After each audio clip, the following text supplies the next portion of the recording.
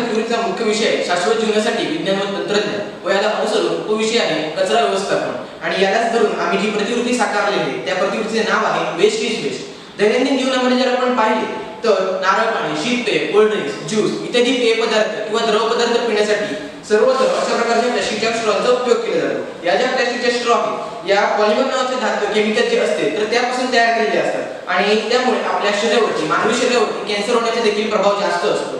जर आपण भारतामध्ये किंवा एखाद्या शहरामध्ये जर पाहिले तर एकतरी नारळ पाणी विकणारा किंवा एकतरी कोल्ड्रिंक हाऊस आपल्याला पाहायला मिळते। हे जे कोल्ड्रिंक्स हाऊस असतात किंवा नारळ पाणी विक्रेते जे असतात त्यांच्याकडे दररोज तरी हजारो लोक ये जा करत असतात आणि ही जी प्लास्टिक पासून बनलेली स्ट्रॉ आहे ती एका व्यक्तीला किंवा एका माणसाला आपण याचा एकदाच वापर करू शकतो, त्याचा पुनर्वापर आपण करू शकत नाही आणि त्यासाठी ही जी प्लास्टिकची स्ट्रॉ आहे ती दिवसाअखेरी जर आपण त्या दुकानदाराकडे जर पाहिले तर कितीतरी कचरा हा निर्माण होतो। दुकानदार काय करतो, तो सर्व कचरा एकत्र करतो आणि जमिनीवर टाकतो, त्यामुळे मोठ्या प्रमाणात जमिनीचे प्रदूषण होते। काही दुकानदार तो एकत्र कचरा करतात आणि पाण्यामध्ये टाकतात, त्यामुळे मोठ्या प्रमाणात जलप्रदूषण होते। त्याचबरोबर काही तर दुकानदार आहेत तर तो कचरा जाळण्याचा प्रयत्न करतात, यामुळे मोठ्या प्रमाणात हवेचे देखील प्रदूषण आपल्याला पाहायला मिळते। तर म्हणजे प्रदूषण करणाऱ्या ज्या स्ट्रॉ आहे तर याला आपण काही पर्याय काढू शकतो का, हाच माझा विचार होता आणि त्यानंतर माझी विचार प्रक्रिया सुरू होते आणि निसर्गात मला एक असा पर्याय सापडतो आणि तो पर्याय मी माझ्या मार्गदर्शक शिक्षकांच्या समोर मांडतो आणि त्यानंतर आम्ही अशी प्रतिकृती साकार करून घेतो। या प्रतिकृतीचे नाव आहे वेस्ट इज बेस्ट। आता आपण या प्रतिकृतीची रचना पाहूया। तर सर्वप्रथम आम्ही लाकडी बैठकीवरती अशा प्रकारे जी बाजारामध्ये हँडल मशीन भेटते तर ती जोडून घेतली आणि त्यानंतर याची ही जी बीट आहे त्यावरती आम्ही लोखंडी तार बसवून घेतली आहे। त्यानंतर हे झालं या प्रतिकृतीचा मॅन्युअली यूज। आता आपण याचा इलेक्ट्रिक यूज कसा करू शकतो तर यासाठी आम्ही ते इलेक्ट्रिक ड्रिल मशीनचा वापर केला आहे आणि या ड्रिल मशीनच्या बीटवरती आम्ही अशा प्रकारे ही जी लोखंडी तार आहे ती जोडून घेतली आणि त्यानंतर ही जी ड्रिल मशीन आहे ती बसवण्याकरिता आम्ही लोखंडी एल आकाराच्या पट्ट्या व अशाच प्रकारे राऊंड आकाराच्या देखील पट्ट्यांचा इथे वापर केलेला आहे आणि अशा प्रकारे आम्ही ही जी प्रतिकृती आहे ती तयार करून घेतली।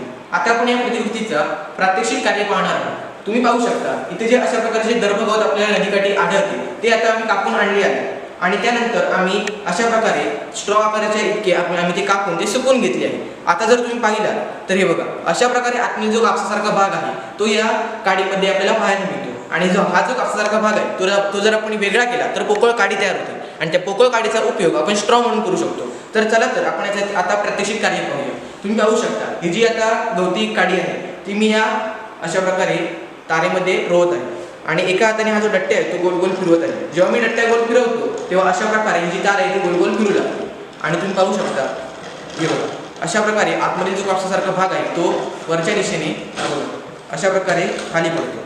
तुम्ही पाहू शकता अशा प्रकारे हा जो कापसासारखा भाग आहे तो खाली पडला जातो आणि त्यानंतर ही जी पोकळ झालेली जी काडी आहे याचा वापर आपण स्ट्रॉ म्हणून करू शकतो। हा झाला याचा मॅन्युअली यूज। आता आपण याचा इलेक्ट्रिक यूज पाहणार आहोत। आता मगाचप्रमाणे ही जी आपल्याला तार दिसते त्यामध्ये आपण अशा प्रकारे ही जी काडी आहे ती रोवून घेणार आहोत। जेव्हा मी स्विच चालू करतो तेव्हा अशा प्रकारे ही जी ड्रिल मशीन आहे ती सुरू होते आणि जलद काम करण्यासाठी तुम्ही पाहू शकता की कशा प्रकारे हा जो कापसासारखा भाग आहे तो खाली पडलेला आहे।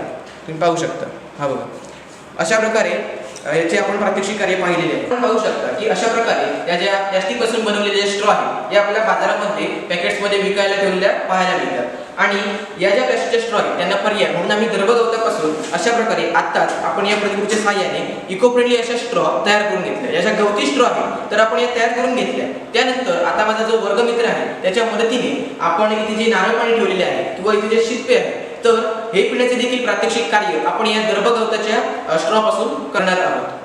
आता माझा हा वर्गमित्र या दर्भगवतापासून जे बनवलेले स्ट्रॉ आहेत गवती स्ट्रॉ तर त्याचा वापर करून अशा प्रकारे जे नारळ पाणी आहे तर ते पिऊन दाखवणार आहे।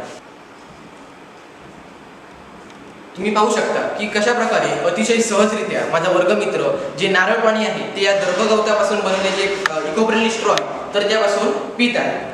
आताच माझ्या वर्गमित्राने हे जे नारळ पाणी आहे ते पिण्याचे प्रात्यक्षिक कार्य केले तर मग हे जे नारळ पाणी आहे ते आपल्याला दिसत नाही परंतु आम्ही इथे अशा प्रकारे हा जो काचेचा ग्लास आहे त्यामध्ये नारळ पाणी काढलेले आहे आणि आता आपण जेव्हा वर्गमित्र माझा हा दर्भगवताचा जे इको फ्रेंडली स्ट्रॉ आहे त्याचा जेव्हा वापर करेल तेव्हा ही जी नारळाचे पाणी आहे त्याची पातळी कमी झालेली आपल्याला दिसेल। तर आता माझा वर्गमित्र हे जे नारळाचे जे पाणी आहे ते पिण्याचे प्रात्यक्षिक कार्य करेल। तुम्ही पाहू शकता या ज्या काचेच्या ग्लासमध्ये जे ठेवलेले जे नारळाचं पाणी आहे तर त्याचे देखील आपण प्रात्यक्षिक कार्य जी पातळी आहे पाण्याची ती कमी होताना आपल्याला दिसत आहे। तुम्ही पाहू शकता अशा प्रकारे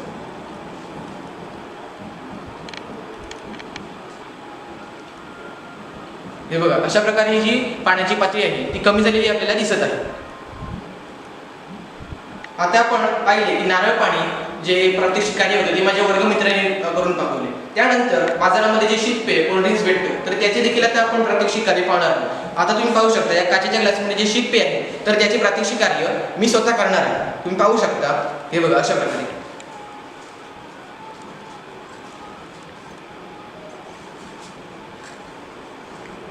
हे बघ, अतिशय सहजरित्या आपण जेव्हा प्लॅस्टिकच्या ज्या स्ट्रॉचा वापर करतो त्याबद्दल जर आपण या गवती दर्भापासून जे बनलेले गवती स्ट्रॉ आहे इको फ्रेंडली अशा स्ट्रॉचा जर वापर केला तर नक्कीच आपण पर्यावरणामध्ये जे प्रदूषण होत आहे तर त्याला देखील आपण आळा घालू शकतो. तर आता आपण याचे प्रात्यक्षिक कार्य तर पाहिले, परंतु आम्ही जे चार्ट केलेले आहे त्यामध्ये पाहू शकता ही जी नदी किनारी जी दर्भ वनस्पती जी आपल्याला सापडते तर त्याचे देखील आम्ही येथे फोटोग्राफ्स ठेवलेले आहे. आणि त्यानंतर या जे दर्भगवत आहे त्यापासून बनलेले जे दर्भगवताचे गवती स्ट्रॉ आहे तर त्यांचे बाजारामध्ये विकण्यासाठी देखील ठेवलेले जे सॅम्पल्स आहेत ते देखील आम्ही ते कात्रणं अशा प्रकारे ठेवलेले आहेत. तुम्ही पाहू शकता अशा प्रकारे. तर आता आपण या प्रतिकृतीचे उपयोग पाहणार आहोत. एक, या प्रतिकृतीच्या मदतीने आपण जे दर्भगवत आहे तर या दर्भगवतापासून इको फ्रेंडली अशा गवती स्ट्रॉची निर्मिती करू शकतो. या ज्या प्लॅस्टिक पासून बनलेल्या ज्या स्ट्रॉ यांचा वापर न करता आपण अशा प्रकारे जे बनवलेल्या ज्या इको फ्रेंडली अशा गवती स्ट्रॉ तर यांचा जर आपण वापर केला तर दही, ताक, लस्सी इत्यादी पेय पदार्थ आहेत त्यांचा प्लॅस्टिकला पर्याय म्हणून आपण या गवती स्ट्रॉचा वापर करून ते पेय पदार्थ पिऊ शकतो आणि त्याचा आपल्या शरीरावरती कोणत्याही प्रकारचा दुष्परिणाम होणार नाही. 3, या प्लॅस्टिक पासून बनवलेले जे स्ट्रॉ आहेत त्या पर्यावरणामध्ये पडून राहिल्या किंवा जर जाळल्या तर मोठ्या प्रमाणात प्रदूषण आपल्याला पाहायला मिळते. परंतु जर आपण अशा प्रकारे जे इको फ्रेंडली बनवलेले जे दर्भगवतापासूनचे जे स्ट्रॉ आहेत या जर आपण पर्यावरणामध्ये किंवा झाडाच्या मुळामध्ये जर टाकून ठेवले तर काही आठवड्यात जर आपण पाहिले तर उत्तम रीतीचे असे खत तयार झालेले पाहायला मिळते. याच प्रकारे या दर्भगवताचं जर आपण ज्वलन केले, जाळण्याचा प्रयत्न केला तर यामध्ये असणारे जे औषधी गुणधर्म आहेत यामुळे डासांची जी पैदास होते त्याला रोखण्यासाठी देखील आपण ही जी दर्भगवत जी आहे ती मदत करते. 4, या दर्भगवताचा पुनर्वापर करण्यासाठी एकदा वापरून झाल्यानंतर ही जी दर्भगवताची जे काड्या आहेत ते स्वच्छ धुवून उन्हामध्ये सुकवून त्यांचा वापर आपण धार्मिक कार्यामध्ये करू शकतो. धन्यवाद.